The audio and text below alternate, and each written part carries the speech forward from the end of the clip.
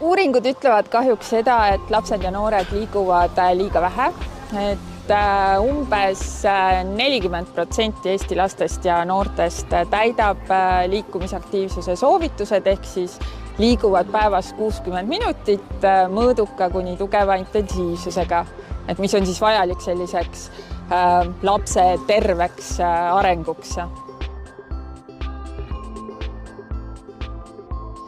No minu 6. klassi laps on väga-väga elevil ja väga-väga loodab, et siia uue alale tuleb põnevaid lahendusi, mis liikuma kutsuvad.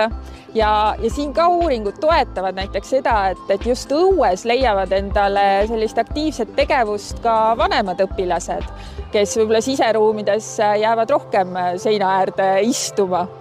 Mina väga loodan, et see idee leiab toetust.